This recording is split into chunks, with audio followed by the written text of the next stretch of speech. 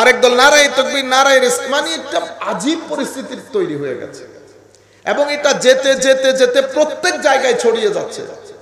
সামনে রমজান শুরু হবে, কেউ 8 রাকাত নিয়ে আলাদা হয়ে যাবে, 20 রাকাত 8 রাকাতকে দৌড়াবে, 8 রাকাত 20 রাকাতকে এক আজীব মাহৌল।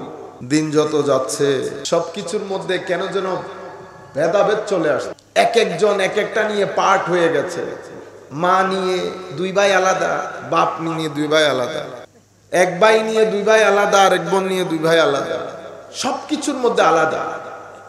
বড় আজীব লাগে আমার। কিছুক্ষণ আগে এক জায়গায় বক্তব্য শুনতেছিলাম, আমি গাড়িতে ছিলাম, এমনি তো বক্তব্য আমার শুনতে খুব ইচ্ছে করে, আমি শুনি। আপনি যখন লাখ মাজমার মধ্যে, ভাইরা আমার, এই সমস্ত মাজার পূজারী যারা আছে, অমুক অমুক অমুক, আপনার ভিতরের আগুন এভাবে ঝাড়লে কোন লাভ আছে? সবাই কেন যেন আগুন নিয়ে বসবাস। তৌহিদ একজনে নিয়ে ফেলেছে, রেসালত আরেকজন। যিনি তৌহিদ নিয়েছেন উনি কোনোভাবে নবীর সম্মান বলবেন না, ওয়াদা করে ফেলেছেন। আর যিনি নবীর সম্মান বলবেন ওয়াদা করেছেন, উনি কোনোভাবে তৌহিদ নিয়ে আলোচনা করবেন না। দরুদে পাক ওইটা নিয়েও ডিভাইড হয়ে গেছে। কেউ শুধু দরুদ পড়বো একেবারে হঠধর্মী, আল্লাহুম্মা সাল্লি আলা মুহাম্মাদিন ওয়া আলা আলি মুহাম্মাদ কামা সাল্লাইতা আলা ইব্রাহিম ওয়া আলা আলি ইব্রাহিম ইন্নাকা হামিদুম মাজিদ, বাস ফিনিশ। এর বাইরে আর কোনো দরুদ পড়বো না। আর আমি এটা পড়বো, আমি আল্লাহুম্মা সাল্লি আলা মুহাম্মাদিন ওয়া আলা আলি মুহাম্মাদের মধ্যে আসবোই না। বহুত আজীব লাগে। এবং এই জিনিসগুলা শেষ পর্যন্ত আমাদের তরুণ প্রজন্মের মধ্যে আমরা তো করছি। আমরা যখন মাহফিলের মধ্যে অনেক মানুষ দেখি তখন আমরা হুঁশ হারা হয়ে যাই, অথচ আমরা বুঝতে চেষ্টা করি না যে আমাদের বাংলাদেশের জনগণ মোর দেন 20 crore, 20 কোটির বেশি হবে না, তোর মধ্যে মোর দেন 92-93% মুসলিম। পুরা টোটাল পপুলেশনের মধ্যে কয়জন আছে এখানে? আমরা এটাকে বাংলাদেশ মনে করি, অতঃপর আমার নিজের ভিতরের যে গেজা ওইটা গেজাইতে চেষ্টা করি। আল্লাহুম্মা, আমরা যখন দরুদ শরীফ পড়ি আলাদা আলাদা, নারায়ে তাকবীর, উনি আর কিছু বলবেন না। আরেক দল নারায়ে তাকবীর নারায়ে রিজক, মানে একটা আজীব পরিস্থিতির তৈরি হয়ে গেছে এবং এটা যেতে যেতে যেতে প্রত্যেক জায়গায় ছড়িয়ে যাচ্ছে। সামনে রমজান শুরু হবে, কেউ 8 রাকাত নিয়ে আলাদা হয়ে যাবে, 20 রাকাত 8 রাকাতকে দৌড়াবে, 8 রাকাত 20 রাকাতকে এক আজীব মাহৌল। শবে বরাত আসতেছে সামনে, এটা নিয়ে আরেক তুল কালাম। উম্মত নতুন নতুন ধর্ম শিখতেছে। কিছুদিন পরে লাইলাতুল মেরাজ আছে, এটা নিয়ে কেউ বলবে শরীর, কেউ বলবে শুধু রূহ, কেউ বলবে স্বপ্ন, এটা নিয়ে আরেক তুল কালাম কাণ্ড। প্রত্যেক জায়গা থেকে আসল যে মেসেজ সেটা নষ্ট হয়ে যাচ্ছে। তরুণ প্রজন্মকে আপনি যে কিছু কথা বলবেন, পুরা মাহৌল ফিল্ডই নষ্ট হয়ে যাচ্ছে। এবং আপনি যখন একটা কথা নিয়ে প্রশ্ন তুলবেন, অটোমেটিক্যালি হিউম্যান মাইন্ডকে সেটা কনফিউজ করে, ডিস্টার্ব করে। আমি যদি কিছুদিন পরে আপনারাই শুনবেন, লিখে রাখবেন আমার কথা, 5 থেকে খুব বেশি হলে 10 বছর এই আমাদের লোকজন স্টেজের মধ্যে বলবে কোরআন শরীফের কিছু আয়াত নিয়ে সন্দেহ আছে, বলে আয়াযু বিল্লাহ। এই স্টেজ থেকেই বলবে, দাড়িওয়ালা টুপিওয়ালাই আমরাই বলবো। বুঝতে পেরেছে? বুখারী শরীফ, বুখারী এখন নতুন নতুন পাবলিকেশন বের হচ্ছে। কেন? কারণ ইমাম বুখারীরা সহিহ গায়রে সহিহ বুঝেন নাই। আমাদের আবার নতুন মুহাদ্দিস, আধুনিক মুহাদ্দিস দরকার। বুঝতে পেরেছেন? পরিস্থিতি এত জটিল হয়ে যাচ্ছে, আল্লাহ পাক জানে। এই শেষ পর্যন্ত আমরা এমনিতেই ইমাম মাহাদির ওই যুগের মধ্যে পা রেখেছি। আমরা কত কিছুদিন আগে 2 পর্বে আলাপ করেছিলাম যে পরিস্থিতি এখন আমরা ওই স্টেশন মুখী।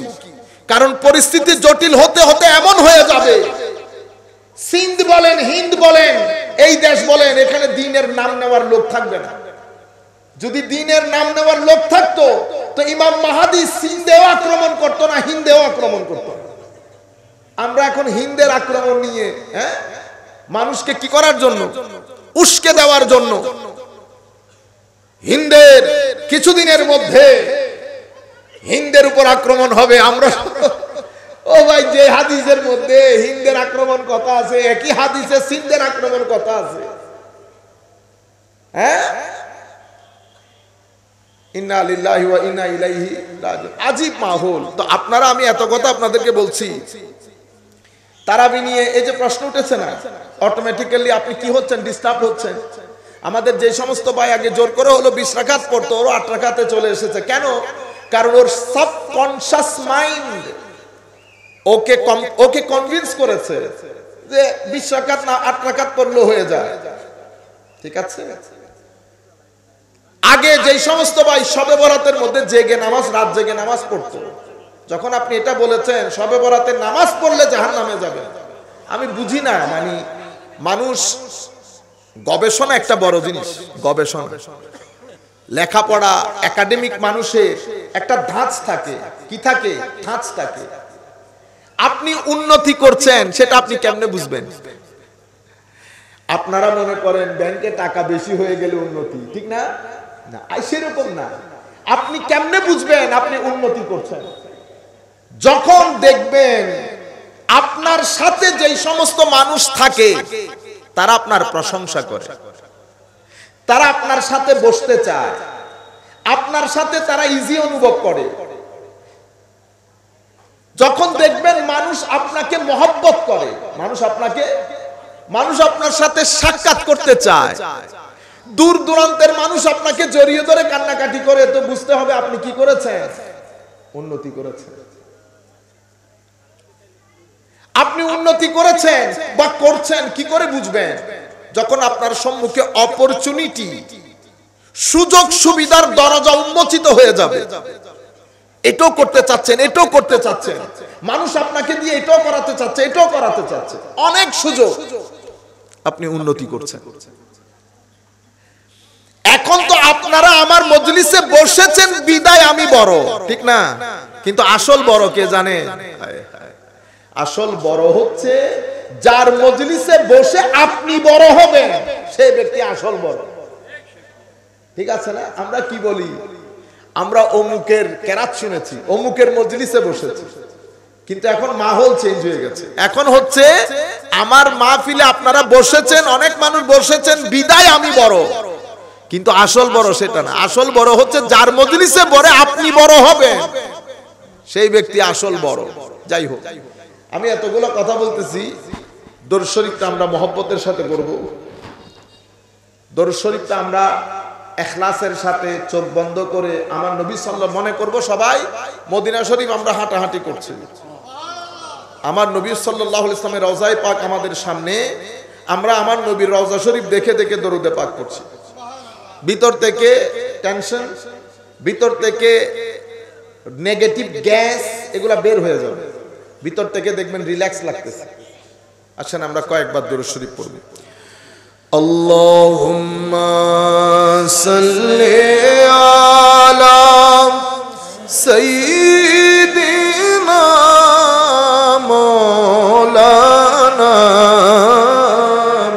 মুহাম্মদ ওয়া আলা আলি সাইয়্যিদিনা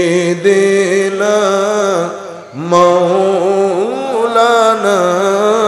মুহাম্মদ। সিচুয়েশনটা পৃথিবীতে অনেক টাফ টাইম, কঠিন একটা সময় সামগ্রিক দিক থেকে। একে তো আমরা দিনের দিন অনেক আধুনিক হয়ে যাচ্ছি, ধর্মটা আমরা আস্তে আস্তে সাইড করে দিচ্ছি।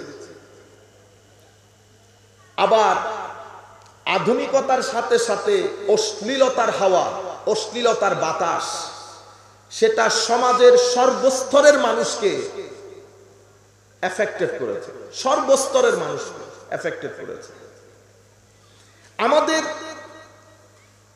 দ্বীনের ক্ষেত্রে, ধর্মের ক্ষেত্রে বিভিন্ন ধরনের মতবাদ আমাদের যুব সমাজকে ফ্রাস্ট্রেটেড করছে। এহেন একটা সময়, সেই সময়ের মধ্যে এই ধরনের মাহফিলগুলো অনেক সিগনিফিক্যান্ট এবং ইম্পর্টেন্ট। কিন্তু এই মাহফিলগুলো আমরা জাতি, হয় না, জাতিকে এডুকেট করা, জাতিকে একটা পজিটিভ জায়গায় নিয়ে যাওয়া, জাতির ভিতরে পজিটিভ ফোর্স যেটা বলে, এনার্জি আমাদের প্রত্যেকের অন্তরে। আপনারা একটু ধৈর্য ধরলে কিছুক্ষণ পরে আপনারা বুঝবেন মতো করে আসবেন। আমি তো সবার জন্য কথা বলতে হচ্ছে, দূর দূরান্ত থেকে অনেক লোকজন শুনেন, তো আমি সবার ইনশাআল্লাহ আল্লাহ তৌফিক দান করলে একটা জায়গার মধ্যে আপনাদেরও ভালো লাগবে। আমি যে আপনাকে পজিটিভ এনার্জির দিকে নিয়ে যাব, সেটা হচ্ছে না। সবাই আমরা, আমাদেরকে বলা হয়েছে, আমিও মুফাসসিরে কোরআন, সত্যিকার কথা বলতে আমি কোন মুফাসসিরে কোরআন নই। আমি তো কোরআন ভালো করে পড়তেও জানি না, কোরআন তাফসীর কেমনে করি। কিন্তু আফসোসের বিষয় হচ্ছে বাংলাদেশে গত 40 বছর, তার চেয়েও বেশি, আমরা এই তাফসীরুল কোরআন মাহফিল করছি, কিন্তু আমাদের তাফসীরুল কোরআন মাহফিলের পেছনে নিয়ত আরেকটা। না বেটা, আপনারা ঠিক জোরে বলে দিয়েন না, এটা তো মজলিস মাহফিল, এটা তো আদবের জায়গা। আপনারা যদি ঠিক বলে উঠেন, আমার মনে হবে আমি রাজনৈতিক মঞ্চে বক্তব্য দিচ্ছি। ঠিক বলে দিবেন, আমি ভয় পেয়ে যাব। ঠিক আছে, মাহফিলের মধ্যে আমরা আওয়াজ টাওয়াজ করবো না, ঠিক আছে? সুবহানাল্লাহ আলহামদুলিল্লাহ বলবো, ঠিক বললে কোনো সওয়াব নাই। সুবহানাল্লাহ বললেও সওয়াব আছে, আলহামদুলিল্লাহ বললেও সওয়াব আছে, আমার চেহারা দেখার মধ্যে কোনো সওয়াব নাই। ঠিক আছে, তাহলে ঠিক বেন, ঠিক বেন। আমি আপনাদেরকে বলতে চাচ্ছিলাম, তো সামগ্রিকভাবে মাহল আস্তে আস্তে এমন একটা জায়গার মধ্যে চলে যাচ্ছে, দরসুল কোরআন, দরসুল কোরআন। এই দরসুল কোরআনের অন্তরালে আমি চাচ্ছি আমার আদর্শ প্রতিষ্ঠা হোক, আপনি চাচ্ছেন আপনার আদর্শ প্রতিষ্ঠা হোক। আপনি কোন আদর্শ প্রতিষ্ঠা করতে চাচ্ছেন এ ব্যাপারে আমি ইন্টারেস্টেড না। আমি যেটা আপনাদেরকে সচেতন করতে চাচ্ছি সেটা হচ্ছে, এই পিছনে একটা ব্যাকগ্রাউন্ড আছে, পিছনে এই ব্যাকগ্রাউন্ড কাদের?